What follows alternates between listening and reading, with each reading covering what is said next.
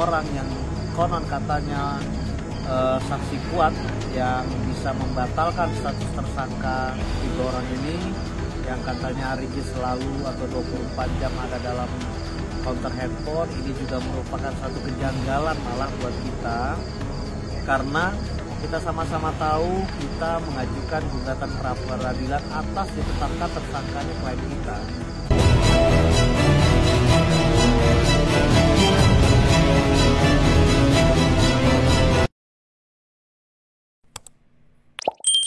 Assalamualaikum warahmatullahi wabarakatuh. Selamat malam, salam sejahtera untuk kita semua. Bagaimana kabar teman-teman seluruh masyarakat Pemerhati Subang? Semoga selalu dalam keadaan sehat walafiat.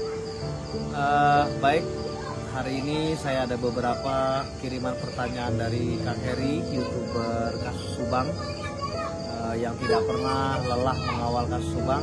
Ada beberapa pertanyaan dari Kang Heri, saya coba akan menjawab. Sebelumnya saya minta maaf Kang Heri, karena baru malam ini saya bisa memberi pernyataan lewat video ini, menjawab semua pertanyaan, karena kebetulan sedang menjalankan kewajiban sebagai orang tua, menemani anak-anak kita, anak-anak saya yang sedang berlibur. Kebetulan ada di Ciloto Puncak, jadi tadi sinyal mungkin kurang bagus. Baik Kang Heri, untuk pertanyaan yang pertama, kenapa saksi Arigi tidak dihadirkan walaupun alasan dari pihak Rohman bahwa itu masuk dalam pokok perkara? Ya, saya langsung menjawab saja bahwa tidak dihadirkannya saksinya kedua orang yang konon katanya saksi kuat yang bisa membatalkan status tersangka 3 orang ini yang katanya Arigi selalu atau 24 jam ada dalam counter handphone. Ini juga merupakan satu kejanggalan malah buat kita, karena kita sama-sama tahu kita mengajukan gugatan pra peradilan atas ditetapkan tersangkanya klien kita. Artinya dasar-dasar yang menjadikan kita menduga bahwa penetapan tersangka klien kita ini tidak benar, nah itu harus kita tuangkan dalam pra peradilan ini gitu. Seperti halnya kami kemarin di Batam, 7 hari full, 2 hari ditetapkan tersangka klien kami langsung mengajukan pra peradilan, dan alhamdulillah hasilnya juga sesuai dengan apa yang kami harapkan. Pra peradilan kemarin kami menang, permohonan kita ditolak dan status klien kita sudah tidak jadi tersangka. Itu Kang Heri jawaban nomor 1. Yang kedua, apa benar saksi ahli yang dihadirkan Rohman justru menguntungkan pihak penyidik? Ya, kalau saya memperhatikan kemarin jalannya sidang, saya melihat saksi-saksi ahli yang dihadirkan oleh pemohon hampir 90% semua pernyataannya tidak ada yang menyangkal penetapan tersangka oleh penyidik kepada 3 tersangka tersebut, sehingga saya berkesimpulan bahwa kesaksian dari saksi ahli tersebut menguatkan bukti, menguatkan dasar penyidik menetapkan tersangka yang 3 orang ini gitu. Selanjutnya pertanyaan yang keempat, yang ketiga, saksi ahli bidang apa saja yang dihadirkan dalam sidang pra peradilan atau penetapan tersangka Subang? Ya, untuk pertanyaan yang ketiga Kang Heri, saya tidak bisa memastikan karena memang saya tidak hadir dalam persidangan, tapi kalau yang saya amati lewat media, ya saksi-saksi tersebut adalah saksi-saksi yang ahli dalam bidang pidana, dalam hal ilmu pidana gitu, sehingga kesaksiannya karena topik atau konsep atau materi permohonannya adalah terkait penetapan tersangka. Selanjutnya yang keempat, bagaimana nanti akhir pra peradilan bila hasilnya ditolak? Apakah mereka semua penggugat akan langsung ditahan sama seperti tersangka lain?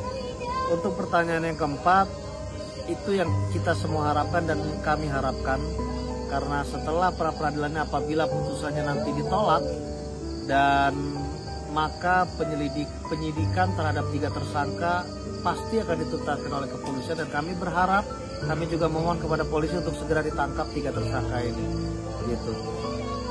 Yang kelima, menurut pihak ATS sendiri tentunya memantau bagaimana perkembangan sidang pra peradilan, apakah akan diterima atau ditolak dan apa alasan dari kedua hal tersebut. Ya, pra peradilan ini akan menghasilkan 2 konsekuensi atau 2 putusan. Yang pertama diterima dikabulkan, sehingga kalau dikabulkan berarti konsekuensinya status tersangka 3 orang ini batal demi hukum. Tetapi ada konsekuensi yang kedua, ini yang menurut saya dan saya pilih konsekuensi ini, yaitu putusannya adalah ditolak untuk seluruhnya. Kenapa saya mendukung untuk hakim menolak permohonan pra peradilan ini? Karena dasar-dasarnya sudah ada yang sering saya sampaikan dalam media. Yang pertama, gugatan pra peradilan sudah jauh lewat dari penetapan tersangka, yaitu lebih dari 2 bulan kalau nggak salah. Terus yang kedua, saksi yang dihadirkan, saksi ahli yang saya lihat adalah saksi ahli ini jawaban-jawabannya menguatkan dalil-dalil penyidik. Yang ketiga, tidak dihadirkannya saksi yang menurut di media saya sering dengar menurut pengacara para tersangka bahwa saksi ini adalah saksi yang paling menguatkan untuk membatalkan status tersangka mereka, tetapi 2 saksi ini malah tidak dihadirkan. Yang ketiga, saya lihat bukti-bukti yang ada yang diserahkan oleh penyidik di pengadilan menunjukkan bahwa penyidik percaya diri, penyidik serius, dan bukti-bukti mereka mendekati validasi yang luar biasa, karena 95 bukti kalau nggak salah dihadirkan oleh penyidik dan pemohon hanya 11 bukti. Dari berbagai dasar tersebut saya meyakini insya Allah putusan hakim, apalagi hakim di sini melihat pasti bahwa kasus ini bukan kasus yang sembarangan. Kasus ini sudah 2 tahun 3 bulan tidak terungkap, dan kasus ini sudah jadi perhatian seluruh masyarakat Indonesia. Insya Allah putusannya ditolak. Pertanyaan selanjutnya, benarkah menurut keterangan Rohman Hidayat bahwa Danu mengganti nama-nama peran para pelaku? Itu sangat tidak benar. Kalau Danu merubah nama-nama pelaku sebelum Pak Rohman itu menyampaikan statement, polisi pasti sudah mengetahui duluan. Dan ini bukan perkara main-main. Danu membongkar masalah ini dengan memasukkan dirinya sebagai tersangka, dan sampai hari ini Danu sudah ditahan sejak awal. Jadi saya rasa tidak mungkin main-main dalam perkara ini. Yang terakhir, apakah Bu Mimin dan kedua putranya akan menang di pra peradilan? Saya sangat meyakini insya Allah menurut analisa saya bahwa penyidik akan menang dalam sidang pra peradilan, sehingga permohonan pra peradilan yang diajukan oleh para tersangka akan ditolak untuk seluruhnya. Dengan itu kami berharap setelah itu penyidik segera menangkap 3 orang dan mendalami, serta berkas bisa segera dilimpahkan ke kejaksaan lalu disidangkan.